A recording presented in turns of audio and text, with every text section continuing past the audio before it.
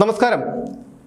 പലപ്പോഴും നമുക്ക് അത്ഭുതം തോന്നിയിട്ടുള്ള ഒരു കാര്യമാണ് ഈ CPM-കാർക്ക് എങ്ങനെയാണ് ഈ യാഥാർത്ഥ്യങ്ങൾ പകൽ വെളിച്ചം പോലെ മുന്നിൽ നിൽക്കുമ്പോഴും അതെല്ലാം കണ്ടില്ല എന്ന് നടിച്ചുകൊണ്ട് ഇതിനെല്ലാം ഉളുപ്പില്ലാതെ ന്യായീകരിക്കാൻ കഴിയുന്നതെന്ന് നമ്മൾ പലപ്പോഴും ചിന്തിക്കുകയും അത്ഭുതപ്പെടുകയും ഒക്കെ ചെയ്തിട്ടുണ്ട്. പല വിഷയങ്ങളും ഇവർ ന്യായീകരിക്കുന്നത് ഈ നേതാക്കന്മാരുടെ ന്യായീകരണങ്ങളുടെ അടിസ്ഥാനത്തിലായിരിക്കും.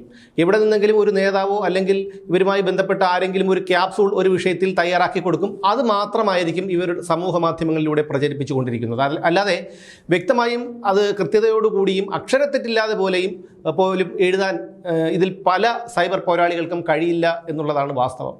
ഈ കഴിഞ്ഞ തദ്ദേശ തെരഞ്ഞെടുപ്പിൽ കനത്ത പരാജയമാണ് CPM-ന് ഇടതുപക്ഷത്തിന് കേരളത്തിൽ നേരിടേണ്ടി വന്നത്.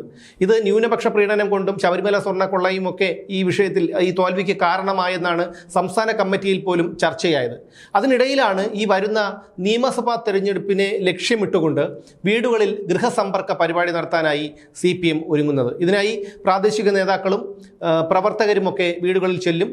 ഈ സർക്കാരിൻ്റെ മറ്റ് വിഷയങ്ങളെക്കുറിച്ചൊക്കെ എന്തെങ്കിലും വിഷയമുണ്ടെങ്കിൽ അതൊക്കെ സംസാരിച്ച് ന്യായീകരിക്കും. അതായത് ഇതുവരെ ന്യായീകരണം സമൂഹ മാധ്യമങ്ങളിലൂടെയായിരുന്നു, അല്ലെങ്കിൽ അന്തിച്ചർച്ചകളിലൂടെയായിരുന്നു ചാനലുകളിൽ. ഇപ്പോൾ ചാനലുകളിൽ അന്തിച്ചർച്ചയ്ക്ക് റജി ലൂക്കോസ് BJP-യിലേക്ക് പോയി. അഡ്വക്കേറ്റ് BN ഭാസ്കർ അദ്ദേഹവും ഇപ്പോൾ CPM-നെ ന്യായീകരിക്കാനായി വരുന്നില്ല. പിന്നെയുള്ളത് ഈ പുനലൂർ ജലീലിനെ പോലെയുള്ള കുറേ ആൾക്കാരാണ്. അവരുടെയൊക്കെ ന്യായീകരണമൊക്കെ നമുക്ക് അറിയാവുന്നതാണ്. അതുകൊണ്ട് തന്നെയാണ് ഈ CPM ഈ ഗൃഹസമ്പർക്ക പരിപാടി ലക്ഷ്യമിട്ടിരിക്കുന്നത്. അപ്പോൾ ഈ ഗൃഹസമ്പർക്ക പരിപാടിയിൽ ചെല്ലുമ്പോൾ എന്തൊക്കെയാണ് പറയേണ്ടത് എന്നുള്ളതിനെക്കുറിച്ച് സംസ്ഥാന കമ്മിറ്റി ഒരു 10 പേജുള്ള ഒരു സർക്കുലർ പുറത്തിറക്കിയിട്ടുണ്ട്. ഈ സർക്കുലറിൽ പറയുന്ന കാര്യങ്ങളൊക്കെ വളരെ വിചിത്രമാണ്.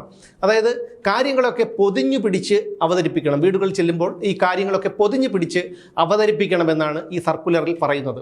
അതിൽ പറയുന്ന ഒരു ചോദ്യം, ഈ ദേവസ്വം ബോർഡ് ശബരിമല സ്വർണ്ണക്കൊള്ളയുമായി ബന്ധപ്പെട്ട് മുൻ Devaswom board president A. Padmakumar ഇപ്പോൾ അറസ്റ്റിലായി ജയിലിൽ കിടക്കുകയാണ് കഴിഞ്ഞ 2 മാസങ്ങളായി. എന്തുകൊണ്ട് അദ്ദേഹത്തെ പാർട്ടിയിൽ നിന്ന് പുറത്താക്കുന്നില്ല എന്ന് ഈ ഗൃഹസമ്പർക്ക പരിപാടിക്കിടയിൽ ആരെങ്കിലും ചോദിച്ചാൽ പറയേണ്ട ഉത്തരം ഈ സർക്കുലറിൽ വ്യക്തമായി പറയുന്നുണ്ട്. സംസ്ഥാന കമ്മിറ്റിയിൽ ഈ പ്രശ്നം ചർച്ച ചെയ്യുമ്പോൾ പത്മകുമാറിന്റെ തെറ്റിന്റെ സ്വഭാവം വ്യക്തമായിരുന്നില്ല. അത് വ്യക്തമാകുന്ന ഘട്ടത്തിൽ ഉചിതമായ തീരുമാനം പാർട്ടി സ്വീകരിക്കും എന്നാണ് പറഞ്ഞിട്ടുള്ള ന്യായീകരണം. അവിടെ കൊണ്ടും തീരുന്നില്ല. RSSനെതിരായ വിമർശനം ഹിന്ദു വിശ്വാസികൾക്കെതിരല്ലെന്നും ജമാഅത്തെ ഇസ്ലാമിയെയും ലീഗിനെയും വിമർശിക്കുന്നത് ഇസ്ലാം വിമർശനമല്ലെന്നും പറയണം എന്നുകൂടി പറയുന്നുണ്ട്.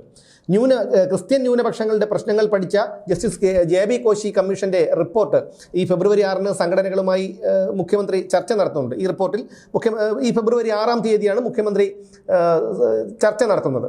അതിൽ ഈ റിപ്പോർട്ടും പിന്നെ എടുത്ത നടപടികളും മന്ത്രിസഭ അംഗീകരിച്ച ശേഷം പ്രസിദ്ധപ്പെടുത്തുമെന്നാണ് ക്രൈസ്തവ വീടുകളിൽ പറയണമെന്ന് പറഞ്ഞിരിക്കുന്നത്.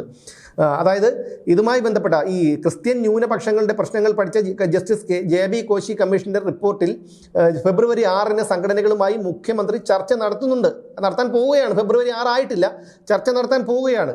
അപ്പോൾ ആ ചർച്ചയിൽ റിപ്പോർട്ടിന്മേലെടുത്ത നടപടികളും ഈ മന്ത്രിസഭ അംഗീകരിച്ച ശേഷം പ്രസിദ്ധീകരിക്കുമെന്ന് ക്രൈസ്തവ വീടുകളിൽ പറയണമെന്ന് ക്രിസ്ത്യാനികളുടെ വീടുകളിലൊക്കെ ചെന്ന് പറയണമെന്നാണ് ഇതിൽ പറഞ്ഞിരിക്കുന്നത്. അത് മാത്രമല്ല, ഈ സർക്കാരിനെയും മുഖ്യമന്ത്രി പിണറായി വിജയനെയും പുകഴ്ത്താനുള്ള ഒരുപാട് കാര്യങ്ങൾ കൂടി ഇതിൽ പറയുന്നുണ്ട്. അപ്പോൾ ഒന്ന് ആലോചിച്ച് നോക്കൂ, ഫെബ്രുവരി 6-ാം തീയതിയാണ് ഈ ജസ്റ്റിസ് JB കോശി കമ്മീഷന്റെ റിപ്പോർട്ടിൽ മേൽ മുഖ്യമന്ത്രി ചർച്ച നടത്തുന്നത്. അതായിട്ടില്ല, ഫെബ്രുവരി 6 ആയിട്ടില്ല. ഇന്ന് ജനുവരി 16 ആയിട്ടേ ഉള്ളൂ. അപ്പോൾ ഈ ജനുവരി 16-ാം തീയതി മുതൽ ഇനിയും ഉണ്ട് ഏകദേശം 2 ആഴ്ചയോളം, 3 ആഴ്ചയോളം ഉണ്ട്. ഫെബ്രുവരി 6-ാം തീയതിക്ക് 3 ആഴ്ചയോളം ഉണ്ട്. ഇതിനകം തന്നെ ഗൃഹസമ്പർക്കം ഏകദേശം പൂർത്തിയായി കഴിഞ്ഞിരിക്കും. അപ്പോൾ അവിടെയൊക്കെ ചെല്ലുമ്പോൾ പലർക്കും വിമുഖതയുണ്ട്. ഈ അണികൾക്കും പ്രാദേശിക നേതാക്കൾക്കും ഒക്കെ വിമുഖതയുണ്ട്. കാരണം നമ്മൾ എന്തൊക്കെ എത്ര കോടി കിട്ടാമെന്ന് പറഞ്ഞാലും, അല്ലെങ്കിൽ നമുക്ക് ഈ ലോകത്തിൻ്റെ അധിപനാക്കാം എന്ന് പറഞ്ഞാൽ പോലും ഉടുതുണിയില്ലാതെ നൂൽബന്ധമില്ലാതെ ഒരു ആൾക്കൂട്ടത്തിന് നടുവിലൂടെ ഇറങ്ങി നടക്കാൻ പറഞ്ഞാൽ മാന്യതയും മര്യാദയുമുള്ള ഒരു മനുഷ്യനും കഴിയുന്ന ഒന്നല്ല. അതുപോലെ തന്നെയാണ് ഇപ്പോൾ ഈ ഗൃഹസമ്പർക്ക പരിപാടി. ഒന്നാമതേ ഇവർക്ക് കളിയാക്കൽ കാരണം സഹിക്കാൻ വയ്യ. കാരണം ഒരു ചടങ്ങുകളിൽ പോയാൽ പോലും, എന്തെങ്കിലും ഒരു ചടങ്ങിൽ കല്യാണത്തിനോ സഞ്ചയനത്തിനോ അങ്ങനെയുള്ള ഏതെങ്കിലും ഒരു ചടങ്ങുകളിൽ പോയാൽ പോലും ഈ CPM പ്രവർത്തകർക്കും CPM-ന്റെ പ്രാദേശിക നേതാക്കൾക്കുമൊക്കെ മറ്റുള്ളവരുടെ അടക്കിച്ചിരിയും, ചിലരൊക്കെ പരസ്യമായി പരിഹസിക്കും, അത്ര അടുപ്പമുള്ളവർ, അല്ലാത്തവർ വാപൊത്തിച്ചിരിക്കും, അടക്കിച്ചിരിക്കും. അപ്പോൾ ഇതൊക്കെ പരിഹാസത്തിൻ്റെ ഭാഗമാണെന്നുള്ള കാര്യമൊക്കെ ഇവർക്ക് നന്നായി മനസ്സിലായി കഴിഞ്ഞിരിക്കുന്നു. അപ്പോൾ അതുകൊണ്ട് തന്നെ വേറെ ഒരു ഗതിയില്ല, എവിടെയെങ്കിലും പോകാൻ വേണ്ടേ. പലരും പാർട്ടി വിട്ട് കോൺഗ്രസിലേക്കും BJP-യിലേക്കും ഒക്കെ പോകുന്നുണ്ട്. പക്ഷേ ഇതിലൂടെ ആശ്രിതർ, അത് അണികളല്ല, ആശ്രിതർ. പണ്ട് കാലത്തൊക്കെ കമ്മ്യൂണിസ്റ്റ് പാർട്ടിയിൽ ഉണ്ടായിരുന്നത് അണികളാണ്. ആ അണികളാണ് ഇത്രയും ശക്തിയായി ഈ പാർട്ടിയെ, പ്രസ്ഥാനത്തെ കെട്ടിപ്പടുത്തി കൊണ്ടുവന്നതും ഈ പിണറായി വിജയനെ പോലെയുള്ള ആൾക്കാർ അതൊക്കെ ചൂഷണം ചെയ്ത് വലിയ സുഖിച്ച് ജീവിക്കുന്നതുമൊക്കെ. പക്ഷേ ഇന്ന് ഈ പാർട്ടിയിലുള്ളത് ആശ്രിതരാണ്. ഈ പാർട്ടി എന്തെങ്കിലുമൊക്കെ ജോലിയോ അല്ലെങ്കിൽ അതുപോലെയുള്ള എന്തെങ്കിലുമൊക്കെ ആനുകൂല്യങ്ങൾ കൊടുക്കും. അത് നഷ്ടപ്പെടാതിരിക്കാനായി ഈ പാർട്ടിയോട് ഒട്ടി നിൽക്കുന്ന പാർട്ടി നേതാക്കളും ഒക്കെ ചെയ്യുന്ന അഴിമതികളെയും തെറ്റുകളെയും പീഡന കേസുകളെയും ഒക്കെ ഉളുപ്പില്ലാതെ ന്യായീകരിച്ച് നിൽക്കുന്നവരാണ് ഈ പറയുന്ന ആശ്രിതർ. അതുകൊണ്ട് അവരെ നമുക്ക് അണികളെന്ന് വിളിക്കാൻ കഴിയില്ല, ആശ്രിതർ. ഈ ആശ്രിതർക്കൊക്കെ ഭയങ്കര നാണക്കേടാണ് ഈ വീടുകളിലൊക്കെ ചെല്ലാൻ. പക്ഷേ മറ്റു മാർഗ്ഗങ്ങളില്ല, അതുകൊണ്ട് അവർ പോകുന്നു. അങ്ങനെയാണ് ഇവർ ഈ ഗൃഹസമ്പർക്കം നടക്കുന്ന വീടുകളിൽ ചെല്ലുമ്പോൾ ആരെങ്കിലും ആ വീട്ടിൻ്റെ ഉടമസ്ഥൻ ചോദിക്കണം എന്താണ് കാര്യം, ഇന്ന കാര്യം, ഇത് ചോദിച്ചു കഴിഞ്ഞാൽ അതിൻ്റെ ഒരു ഉത്തരം കൂടി പറഞ്ഞു കൊടുക്കുന്നത്, എങ്ങനെ ന്യായീകരിക്കണം എന്നുള്ളത്. നോക്കൂ, ഏതെങ്കിലും ഒരു പാർട്ടി, രാഷ്ട്രീയ പാർട്ടിയിൽ ഇത്തരം ഗതികെട്ടൊരു സന്ദർഭം, ഒരു സാഹചര്യം ഉണ്ടായിട്ടുണ്ടോ? ഏതെങ്കിലും രാഷ്ട്രീയ പാർട്ടിയിലെ പ്രവർത്തകർക്ക് ഇത്രയും മാനം കെട്ട ഒരവസ്ഥ വന്നിട്ടുണ്ടോ? ഈ പറയുന്ന കാര്യങ്ങളെക്കുറിച്ച് വ്യക്തമായി പറയുന്നുണ്ട്. അവർക്ക് ഈ ഗൃഹസമ്പർക്ക പരിപാടിയുമായി വീട്ടിലെത്തുന്ന പാർട്ടി നേതാക്കൾക്കും പ്രവർത്തകർക്കും പെരുമാറ്റച്ചട്ടം വ്യക്തമായുണ്ട്. അതിൽ പറയുന്നത്, ഒന്നാമത്തെ കാര്യം, സർക്കുലറിലെ എല്ലാ കാര്യങ്ങളും എല്ലായിടത്തും പറയരുത്, സാഹചര്യത്തിനനുസരിച്ച് ആവശ്യമുള്ളത് ഉപയോഗിക്കണം എന്നാണ് പറയുന്നത്. അതായത് ഈ സർക്കുലറിൽ പറഞ്ഞിരിക്കുന്ന കുറേ കാര്യങ്ങളുണ്ട്, അത് എല്ലായിടത്തും ചെന്ന് വിളമ്പരുത്. കാരണം ഒരു വീട്ടിൽ ചെന്നതിന് ശേഷം ആ വീട്ടിലെ സാഹചര്യങ്ങളൊക്കെ മനസ്സിലാക്കി അവിടെ നിൽക്കുന്ന ആൾക്കാരാരാണ്, നമ്മളെ അങ്ങോട്ട് പറഞ്ഞു കഴിഞ്ഞാൽ അവർ ഇങ്ങോട്ട് കൂടുതൽ ചോദ്യങ്ങൾ ചോദിക്കുമോ അല്ലെങ്കിൽ വാദിച്ച് നിൽക്കാൻ കഴിയുമോ എന്നുള്ള കാര്യങ്ങളൊക്കെ മനസ്സിലാക്കി വേണം ഈ കാര്യങ്ങളൊക്കെ അവതരിപ്പിക്കാൻ. അല്ലാതെ ഈ സർക്കുലറിലുള്ള എല്ലാ കാര്യങ്ങളും എടുത്ത് വിളമ്പണ്ട എന്നാണ് ഈ സർക്കുലറിൽ പറഞ്ഞിരിക്കുന്നത്. അടുത്ത സർക്കുലറിൽ പറഞ്ഞിരിക്കുന്ന ഒരു കാര്യം, ജനങ്ങളുമായി ഈ വീടുകളിൽ ചെല്ലുമ്പോൾ ഈ വീട്ടിലുള്ളവരുമായി തർക്കിക്കാൻ നിൽക്കരുത്, ഇടയ്ക്ക് കയറി സംസാരിക്കരുത്, ക്ഷമാപൂർവ്വം ഇവരുടെ കാര്യങ്ങളൊക്കെ കേൾക്കണം, ഇവർ പറയുന്നത് ഒക്കെ കേൾക്കണമെന്നാണ്. എത്ര ചീത്ത വിളിച്ചു കഴിഞ്ഞാലും അത് കേട്ടുകൊണ്ട് നിൽക്കണം എന്നുള്ളതാണ്. ക്ഷമാപൂർവ്വം കേട്ടുകൊണ്ട് നിൽക്കണം. ഇടയ്ക്ക് ആരെങ്കിലും സംസാരിക്കുമ്പോൾ നമ്മൾ ഇങ്ങനെ വിട്ടിച്ചിരിച്ചിട്ട് നിൽക്കണം. കാരണം CPM-കാർക്കൊന്നും അത് വഴങ്ങുന്ന ഒന്നല്ല. കാരണം അവർ കൽപ്പിക്കും, മറ്റുള്ളവർ അനുസരിക്കണം എന്നുള്ളതാണ് അവരുടെ ഉള്ളിലുള്ള ചിന്ത. പക്ഷേ അതൊക്കെ മാറ്റി വെച്ചിട്ട് ഇപ്പോൾ ക്ഷമാപൂർവ്വം കേൾക്കുകയും ഇടയ്ക്ക് കയറി അവർ സംസാരിക്കുമ്പോൾ നമ്മൾ സംസാരിക്കരുത്, തർക്കുത്തരം പറയരുത് എന്നൊക്കെയാണ് പറഞ്ഞിരിക്കുന്നത്. നോക്കൂ, എത്ര ഗതികെട്ടൊരവസ്ഥയിലാണ് ഈ CPM പോയിക്കൊണ്ടിരിക്കുന്നതെന്ന്. ഈ ഗൃഹസമ്പർക്ക പരിപാടിയിൽ പോകുമ്പോൾ ഈ വീട്ടുകാർ, ഏത് വീട്ടിലാണോ പോകുന്നത് ആ വീട്ടിലെ ആൾക്കാരുമായി അടുപ്പമുള്ള ആരെങ്കിലും ഒക്കെ ഈ സ്ക്വാഡിൽ വേണം. സത്യം പറഞ്ഞു കഴിഞ്ഞാൽ എനിക്ക് ചിരി വരുന്നു കേട്ടോ. സ്ക്വാഡിൽ വേണം. അത് മാത്രമല്ല, ഇത് വീടിനകത്ത് കയറി ഇരുന്ന് സംസാരിക്കണമെന്ന് കൂടി പറയുന്നുണ്ട്. അതിനൊരു കാരണമുണ്ട്. അതായത് ഈ പരിചയമില്ലാത്ത വീടുകളിലൊക്കെ പോയി കഴിഞ്ഞാൽ ഈ അയ്യപ്പന്, പ്രത്യേകിച്ചും ശബരിമല വിഷയവുമായി ബന്ധപ്പെട്ട അയ്യപ്പനൊക്കെ എന്ന് പറഞ്ഞാൽ ഒരു വലിയൊരു വികാരമാണ്. 2018-19 യുവതി പ്രവേശന സമയത്തൊക്കെ പല ഹിന്ദു വീടുകളിലും ഈ CPM-കാർ ഉൾപ്പെടെയുള്ളവരുടെ ഹിന്ദു വീടുകളിലൊക്കെയുള്ള ആൾക്കാർ, ഭക്തരൊക്കെ അനുഭവിച്ച ഒരു മാനസിക വ്യഥയുണ്ടല്ലോ, അത് വളരെ വലുതാണ്. അതോടൊപ്പം തന്നെയാണ് ഈ തൊഴിലാളി ക്ഷേമനിധി ബോർഡിൽ നിന്ന് പലർക്കും ഇത് കിട്ടുന്നില്ല, ക്ഷേമ പെൻഷൻ കിട്ടുന്നില്ല. അങ്ങനെയുള്ള ഒരുപാട് കാര്യങ്ങൾ, സർക്കാരിൻ്റെ വീഴ്ചകളൊക്കെ ഇപ്പോൾ സാധാരണക്കാർക്ക് പോലും അറിയാം. അപ്പോൾ അതുകൊണ്ട് ഇതൊക്കെ പറയുമ്പോൾ ഏത് രീതിയിലാണ് ആൾക്കാർ പ്രതികരിക്കണമെന്ന് പറയാൻ പറ്റില്ല. ഏത് രീതിയിൽ പ്രതികരിക്കും എന്നുള്ള കാര്യം പറയാൻ പറ്റില്ല. ചിലപ്പോൾ മീൻ വെള്ളം എടുത്ത് മുഖത്തൊഴിച്ചേക്കാം, അല്ലെങ്കിൽ മോന്തയ്ക്ക് കുറ്റിക്ക് അടി കൊടുത്തേക്കാം. ഇതൊക്കെ കണ്ടു കഴിഞ്ഞാലും അത് കൊണ്ടുകൊണ്ട് തിരിച്ചു പോരേണ്ട ഒരു അവസ്ഥയാണ്. കാരണം ഗൃഹസമ്പർക്കത്തിന് പോയ സഖാവിനെ നാട്ടുകാർ പഞ്ഞിക്കിട്ടു എന്നുള്ളൊരു വാർത്ത, അല്ലെങ്കിൽ പിന്നെ ഈ പഞ്ഞിക്കിട്ടു നേതാക്കൾ തിരിച്ചടിച്ചു എന്നുള്ളൊരു വാർത്ത ഉണ്ടാകാതിരിക്കാൻ വേണ്ടിയാണ് ഇത്തരത്തിലുള്ളൊരു സംഭവം എന്ന് ഞാൻ കരുതുന്നു. അതുപോലെ തന്നെയാണ് വീടിനകത്ത് കയറി ഇരുന്ന് സംസാരിക്കണമെന്നാണ് പറയുന്നത്. അതായത് അടുത്തുള്ള വീട്ടുകാരും കേൾക്കരുത്, വളരെ രഹസ്യമായിട്ട്. കാരണം അടുത്തുള്ളവന് കുറച്ച് ബോധമുണ്ടെങ്കിൽ, ഇപ്പോൾ ഏതെങ്കിലും ഒരു വീട്ടിൽ ചെല്ലുമ്പോൾ ആ വീട്ടിലുള്ളവർ ചിലപ്പോൾ മാന്യത കരുതി എന്തെങ്കിലും നമ്മളെ വീട്ടിലോട്ട് വലിഞ്ഞു കയറി വന്നതല്ലേ, എത്ര വൃത്തികെട്ടവന്മാരാണെങ്കിലും കേട്ടുകൊണ്ട് നിൽക്കുക. ഒരു 2, 3 അല്ലെങ്കിൽ 5 മിനിറ്റ് സമയം മാത്രമല്ലേ ഉള്ളൂ എന്ന് പറഞ്ഞ് കേട്ടുകൊണ്ട് നിൽക്കുന്നവരുണ്ടാകാം.